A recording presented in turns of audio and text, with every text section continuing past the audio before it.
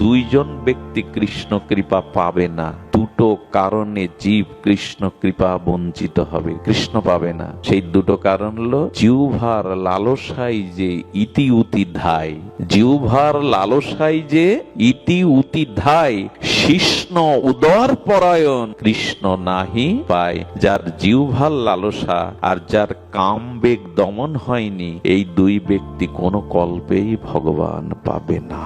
এটা মহাপ্রভুর বলা। জীবনের সবথেকে বড় সর্বনাশ সে শরীরের মনের সর্বনাশ ডেকে আনে জিহ্বার লালসা। আজ পর্যন্ত মানুষ যত নিচে নেমে যায় তার প্রধান কারণ এই দুটি, কাম এবং জিহ্বার লালসা। কোন সাধককে এই দুটি জিনিস নিয়ন্ত্রণে আনতে হবে। তবে নিয়ন্ত্রণে আনার জন্য জিহ্বার লালসাকে জয় করতে গেলে গোবিন্দের অধরামৃত পেতে হবে, প্রসাদ পেতে হবে। এটি যতদিন না হচ্ছে, অমৃত পাওয়ার কিন্তু সৌভাগ্য আমাদের ছিল। ব্রাহ্মণ হতে চণ্ডাল যেমনই হোক, যদি কেউ গোবিন্দের প্রসাদ পায়, সেটা শ্রদ্ধান্বিত হয়ে প্রসাদ পায়, তবে সেই প্রসাদের মাধ্যমেই তার ভিতরে গোবিন্দের অধরামৃত প্রবেশ করে। এই জন্য অনুরোধ করব হাত জোড় করে, জিহ্বার লালসাকে নিয়ন্ত্রণ করতেই হবে। এর দেখুন জিহ্বার অস্তিত্ব, কারণ পৃথিবীর সব ইন্দ্রিয়গুলো শীতল হয়। কি হয়? দুটো জিনিস, যত বয়স বাড়ে তত তার যৌবন ফিরে আসে। একটা হলো জিহ্বার আর একটা হলো মনের। এরা দুজন কখনো বিদ্ধ, জড়ো জড়ো, চোখ কান নাক মুখ শরীর সব জড়ো জড়ো হয়ে যাবে, শক্তি হারিয়ে ফেলবে। এই দুটো শক্তি বেড়ে যাবে। কিছু মনে করবেন না, বিদ্ধ হলেই আরো জিহ্বার লালসা বেশি বাড়ে। অপরাধ নিলেন কি বয়স্করা? না, অপরাধ নিয়েন না, কারণ জিহ্বার যৌবনত্ব কমে না। আর মৃত্যুর সময় শরীর ইন্দ্রিয় অবশ হলেও মন থাকে যৌবনাবতী। মন কখনো বিদ্ধ হয় না। তো মনে থাকে কাম, আর ইন্দ্রিয় রূপ জিহ্বা আমাদেরকে বিপদগামী করে। তাই অনুরোধ করব, একটু প্রসাদ পান, আর একটু মনটাকে, কামটাকে জয় করবার জন্য নামটাকে, যেথান রাম সেথানাই কাম। যেখানে নাম আছে এখানে কাম থাকতে পারে না। দুটোর একটা। সূর্যে কখনো অন্ধকার আসবে না। যেখানে রাম আছে সেখানে কাম নাই, আর যেখানে কাম আছে সেখানে রামের দেখা নাই। অনুরোধ করব, এই দুটো জিনিস নিয়ন্ত্রণের মাধ্যমেই নাম ফলবিত হবে, গোবিন্দের অধরামৃত পাবে। তো সময় অনেক চলে গেছে, আসুন আমরা গোবিন্দের জন্য একটুখানি তার সাথে যুক্ত কিন্তু আমরা আছি। মাঝখানে যে সেটটা পড়েছে, আসুন আমরা সেই সেটটাকে গুছিয়ে গোবিন্দকে নিজের করি, গোবিন্দকে আমার করি। কেন করবেন না? কেন করবেন না? গোবিন্দ আমাদেরই। সেই আমাদেরই গোবিন্দের জন্য একটু প্রাণ ব্যাকুল হওয়া দরকার। পুত্রের জন্য, কন্যার জন্য, স্ত্রী পুত্রের জন্য যে ভালোবাসাটা দিয়েছেন। আচ্ছা, এই মালাটা যে মাতাজি করে এনেছেন, একটা ফুলে কি মালা হয় কখনো? আচ্ছা, এক গাছের ফুলেও কি এটা হয়েছে? এক গাছের ফুলে এটা হয়নি। অনেকগুলো ফুল গাছ থেকে চয়ন করে একটা সুতাতে গ্রথিত করেই মালা হয়েছে। গোবিন্দ কি বলছেন জানেন? সর্বশেষে এটি বলেই পাঠ বিশ্রাম। গোবিন্দ বললেন কি, যে ভালোবাসাটা আমাকে না দিয়ে স্ত্রীকে, পুত্রকে, দেহকে, ধন সম্পদকে, মান সম্মানকে দিয়েছ, ওই যে সুতা গেঁথেছ মোহ মায়ার মালাতে, ভালোবাসার মালা গেঁথেছ, ওর মধ্যে একটা ফুল আমি হতে পারি না? ওদের মতো ভালোবাসা আমায় একটু দিতে পারো না? ওইটুকুই দাও। আমি বেশি দাবি করছি না, অন্তত ওইটুকু ভালোবাসা তুমি আমাকে দাও। অনেকগুলো গাছ থেকে যেমন ফুল দিয়ে মালা করেছো, তুমি যাদের ভালোবেসেছো ওই ভালোবাসার একটুখানি আমায় দাও। এটুকু তাকে দিতে পারি না। এটুকু যদি না দেই, বড় ভুল হয়ে যাবে। ভুল তো হয়েই গেছে জীবনে। তাকে ভালো না বেসে যাদের ভালোবেসেছি তারা ভালোবাসার মূল্যায়ন করেনি। একটা জিনিস জানুন, যাকে যত বেশি ভালোবাসবেন, পৃথিবীতে সব থেকে বেশি আঘাতটা তার কাছ থেকেই আসবে। এটা নিয়ম। এই জগতে যাকে যত বেশি ভালোবাসবেন, আঘাতটা তার কাছ থেকে বেশি আসবে। এটা নিয়ম। এই জন্য গোবিন্দকে ভালোবাসার নমুনা কোথাও নেই, ব্রজে ছাড়া নাই। গোপীদের মাঝে, ব্রজবাসীদের মাঝে ছাড়া এই ভালোবাসার দৃষ্টান্ত কোথাও নাই। আপনাদের চোখ মুখ দেখে একটা কথা বলবার ইচ্ছা জাগছে। সেই ইচ্ছাটা আমি অবদমিত করতে পারছি না, প্রকাশ করি সামান্য করে। এই ভালোবাসা, এই অনুরাগ, এই প্রাণ নিগ্রানো যে প্রীতি এটা একমাত্র ব্রজে আছে, বৃন্দাবনে আর কোথাও নাই। এই জন্য একটু ব্রজে, একটু গোপীদের কাছে চলে যেতে হবে, চলে যেতে হবে সেদিনের কথায়। কথাটা বলতে গেলে বড় দুর্বল হয়ে যায়। ডাক্তার বলেন তোমার চোখে লেন্স পরাতে হবে, জল ঝরিও না আর, কিন্তু চোখ তো বাধা মানে না। ভগবানকে ভালোবাসিনি বিধাই তো আজ অভিশাপ বয়ে বেড়াচ্ছি। যাদের ভালোবেসেছি তারা ভালোবাসার মূল্যায়ন কেউ করেনি। আসুন গোপীদের ভালোবাসার এক কিঞ্চিত আমরা একটু আস্বাদন করি সামান্য। যেদিন অক্রুর এসেছিল না গোবিন্দকে নিতে, অক্রুর যেদিন রথ নিয়ে এলো, ওই দিন সকালের সূর্য ওঠেনি, চারিদিকে পূর্ব দিগন্তটা একটু ফর্সা হয়েছে। সেদিন ব্রজবাসীদের কি দশা জানেন? গোবিন্দ অক্রুরের রথে উঠে ব্রজ থেকে বিদায় নেবে। এই জন্য সেদিন ভোরবেলা গাভীগুলো কৃষ্ণের দিকে চেয়েছে, তাদের চোখ দিয়ে দর দর করে প্রেমাশ্রু পড়ছে। প্রাণনাথ, আমাদেরকে তো কেউ ভালোবাসেনি। আমরা পায়ে পাদুকা পরি না বলে, তুমি নন্দ রাজার রাজ পরিবারে এলেও আমরা গাভীগণ পায়ে পাদুকা দেই না বলে তুমিও কোনোদিন বৃন্দাবনে পাদুকা পরনি। তোমার বংশের ধ্বনিতে গোষ্ঠে আমাদের নিয়ে গেছো। গাভীগুলো কাঁদছে আর বলছে, কৃষ্ণ বলতে পারো কাল থেকে বংশীর ধ্বনিতে কে আমাদের ব্রজে নিয়ে যাবে? তুমি তো বিদায় নিচ্ছ, কে নিয়ে যাবে বলতে পারো? আপনারা জানেন রাধারানী এবং কৃষ্ণের পক্ষ নিয়ে সুখসারী তারা তাদের ঝগড়া বলবো না, কীর্তনই করত। সুখসারী গোবিন্দের দিকে চেয়ে নীরব হয়ে গেছে। কে যেন বলছেন সুখ আর গাইবে না, রাধা মাধবের দ্বন্দ্ব আর করবে না। বলে যার জন্য গান গাওয়া সে যদি ব্রজ থেকে চড়ে যায়, কার জন্য গাইবো বলতে পারো? শ্যামকে নিয়েই তো আমাদের গীত। শ্যাম যদি না থাকে কার জন্য গাইবো? সুখসারী নীরবে অশ্রু ফেলছে গাছের শাখা পড়ে। মাঝে মাঝে তাকিয়ে দেখছে ফুলগুলো প্রভাতে ফুটছে না, গোবিন্দ চলে যাবে। প্রাণনাথ ব্রজনাথ ব্রজ থেকে বিদায় নেবে, তাই ফুলদলে ফুলগুলো যেন প্রকাশ হতে বাধা হয়ে দাঁড়িয়েছে। ফুলগুলো শোকে কাতর হয়েছে, তুমি চলে যাবে। এই যদি ওদের দশা হয়, নন্দ বাবার কি হচ্ছে, যশোদা মায়ের কি হচ্ছে? যশোদা মা মূর্ছিত হয়ে মেঝেতেই পড়ে আছে। কৃষ্ণ চলে যাবে একথা বলার আগে প্রাণটাই যেন যশোদার হৃদয় থেকে বেরিয়ে যাচ্ছে। যশোদার কিন্তু নন্দ বাবা তো কর্তব্য করবেন। এই যদি এদের দশা হয়, গোপীদের কি দশা হয়েছে জানেন? রাধারানীকে ঘিরে ললিতা বিশাখা সখীগণ বসেছে। রায় রায় ঠাকুরানী শুনেছিস? আচ্ছা রাধে, তুই বলতো যেদিন অক্রুর মহারাজ আমাদের প্রাণনাথকে রথে করে নিয়ে যাবে, সেই রথের চাকাই তো ব্রজভূমি দ্বিখণ্ডিত হয়ে যাবে, ফিরে যাবে। আচ্ছা, যে রথে কৃষ্ণ বিদায় নিচ্ছেন সেই রথের চাকায় যদি ব্রজভূমি ব্রজ মাটি দ্বিখণ্ডিত হয়ে যায়, রাধে আমার বুক কেন ফেটে যাচ্ছে না কৃষ্ণ চলে যাবে বলে? আমি কি মাটির থেকেও কঠিন হয়ে গেছি? ললিতা বলছে।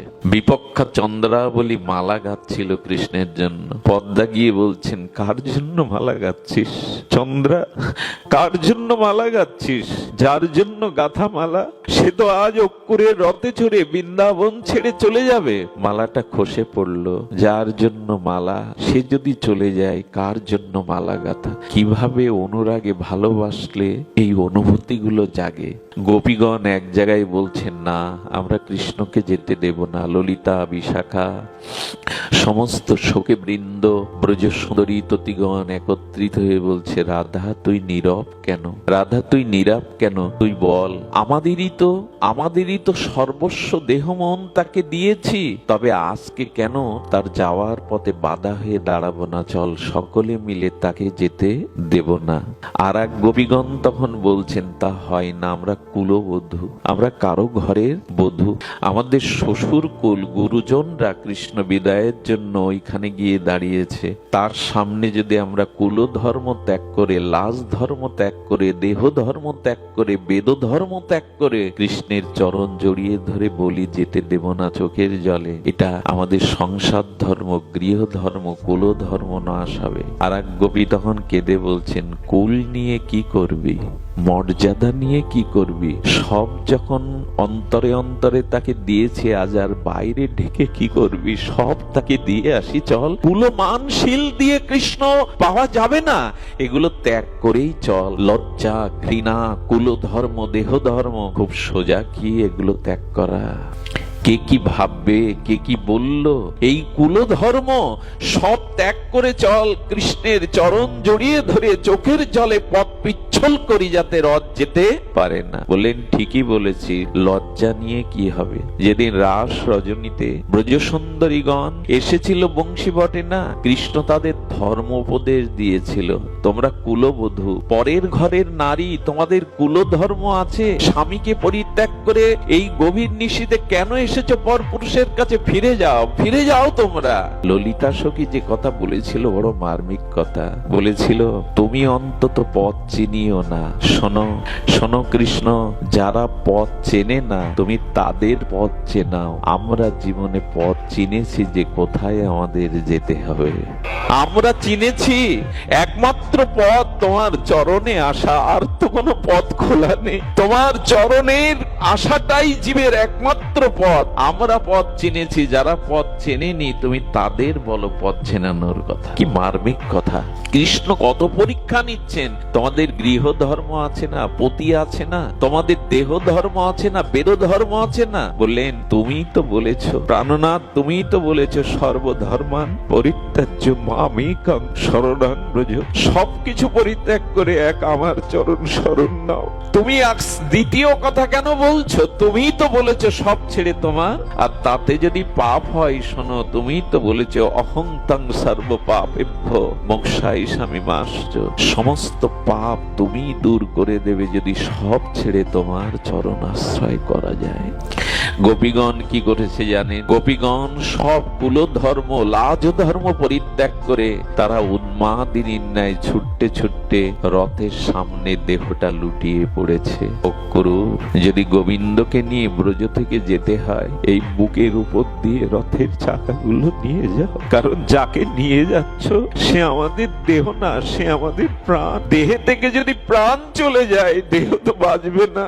মাছকে যদি জল ছাড়া করা হয় মাছ বাঁচবে না। তুমি এক কাজ করো, তুমি তোমার রথের চাকাটা আমাদের দেহের উপর দিয়ে নিয়ে যাও, কারণ প্রাণ চলে গেলে তো দেহ থাকে না। একেই বলে ভালোবাসা, একেই বলে গোবিন্দকে সর্বস্ব দেয়া। ব্রজ সুন্দরীগণ দেখছে শ্বশুর রয়েছে, স্বামী রয়েছে, বলে এদের আমরা গ্রহণ করেছি কৃষ্ণের জন্যই।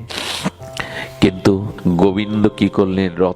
রথে বসে মুখটা নিচু করে ঝরঝর করে কাঁদছেন। একটা কথা বলি, ভক্ত যখন ভগবানের জন্য কাঁদে না, ভগবানও ভক্তের জন্য কাঁদেন, আরো বেশি কাঁদে। কৃষ্ণ ঝরঝর করে কেঁদে বলছে, এদের ত্যাগ করে আমি কি করে ব্রজ ছেড়ে যাব? এদের কি করে আমি ত্যাগ করব? এই জন্য এক দূতগণকে বলে পাঠালেন, ওদের বলো ওরা পথ ছেড়ে দিক, আমি কাল বা পরশু আবার ব্রজে ফিরে আসব। এই সান্ত্বনাটাই ওরা পথ ছেড়ে দিয়েছিল বটে। দূর যায় রথটা, যত দূর যায় ওদের চোখ চেয়ে আছে যেন ওদের প্রাণটাকে নিয়ে যাচ্ছে ব্রজ ছেড়ে। এবং ওই খুরের আঘাতে, রথের চাকার আঘাতে যে ধুলো ধূসরিত হয়ে গেছিল, যতখানি রথ দেখা গিয়েছিল, ওরা তিনটি নাম ধরে আতি ভরে গোবিন্দকে ডেকেছিল। এই তিনটি নাম বড় অর্থবহ। প্রথমে বলেছিল গোবিন্দ, তারপরে বলেছিল মাধব, তারপরে বলেছিল দামোদর। এই আছে এত নাম থাকতে এই তিনটে নাম গোপীরা অশ্রু বর্ষণ করতে করতে আত্মি ভরে কেন ডেকেছিল জানেন? এই গোবিন্দ নামটা দিয়েছিল ইন্দ্র।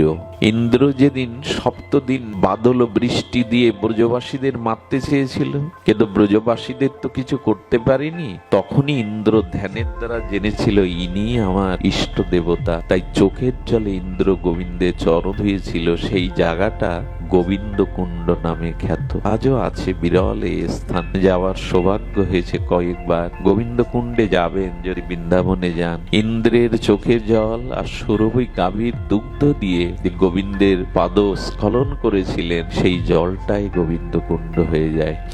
আর ইন্দ্র সেদিন বলে, তুমি শুধু আমার প্রভু নও, তুমি গোপীদেরও তুমি ইন্দ্র, তুমি তাদের দেবতা। ইন্দ্র মানে তুমি তাদের দেবতা। তাই ইন্দ্র নাম রেখেছিলেন গোবিন্দ। গোপীরা গোবিন্দ বলছে কেন জানেন? গোবিন্দ সেদিন যদি গিরিরাজ ধারণ করে আমাদের প্রাণে রক্ষা করে রাখো, সেদিন কেন বাঁচিয়েছিলে, আজ যদি প্রাণ কেড়ে নিয়ে চলে যাবে? সেদিন কেন তুমি আমাদের রক্ষা করেছিলে? যদি রক্ষাই করেছিলে, আজ প্রাণে বধ করে কেন চলে যাচ্ছ প্রাণ নিয়ে? এই জন্য গোপীরা গোবিন্দ বলছেন, দ্বিতীয় বলছেন দামোদর। দামোদর কেন বললেন জানেন? হে প্রাণনাথ, এই জগৎকে তুমি অনন্ত অনন্ত কোটি বিশ্ব ব্রহ্মাণ্ডের জীবকে তুমি মায়ার দ্বারা বেঁধে রেখেছো, কিন্তু সেই গোবিন্দ তুমি মা যশোদার দড়ি কাটতে পারোনি, তার বন্ধন ছিন্ন করতে পারোনি। যদি মা যশোদার বাঁধন না কাটতে পারো, আজ কেন আমাদের প্রেমের বাঁধন কেটে চলে যাচ্ছ? হে দামোদর, তুমি তো ভক্তের প্রেম বন্ধন ছিন্ন করতে পারো না। তুমি ভগবান, তুমিই বলেছো অহং ভক্ত পরাধীন, তুমি ভক্তের প্রেমের বাঁধন ছিন্ন করতে পারোনি এই ব্রজে, তবে আজ কেন আমাদের এই অন্তরের প্রেমের বন্ধন কেটে চলে যাচ্ছ? তৃতীয়টা বলেছিলেন মাধব। মাধব কেন বললেন জানেন? মা মানে লক্ষ্মী দেবী, আর ধব মানে স্বামী পতি।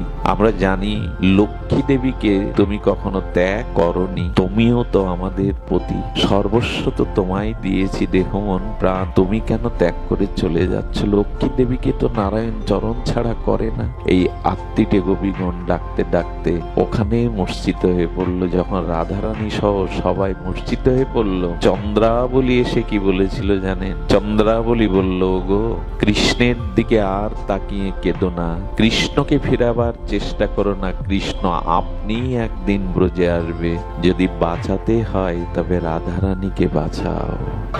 রাধারানী যদি ব্রজে থাকে, রাধারানী যদি ব্রজে থাকে, তাহলে কৃষ্ণকে একদিন আসতেই হবে। রাধারানী যদি না থাকে ব্রজে, কৃষ্ণ আর কোনোদিন আসবে না। তাই রাধা বিপক্ষা চন্দ্রাবলী এসে বলছেন, তোমরা রাধাকে সান্ত্বনা দিয়ে প্রাণে বাঁচাও, রাধারানী যদি থাকে তবে গোবিন্দকে একদিন আসতেই হবে। এই জন্য আমাদের ব্রজ ভজনে এত রাধা নামের মহিমা। আমরা রাধানিষ্ঠ এই কারণে, যারা একা কৃষ্ণের ভজন করে, রঘুনাথ দাস গোস্বামী বললেন তারা কপটী, আমি তাদের মুখও দেখব না।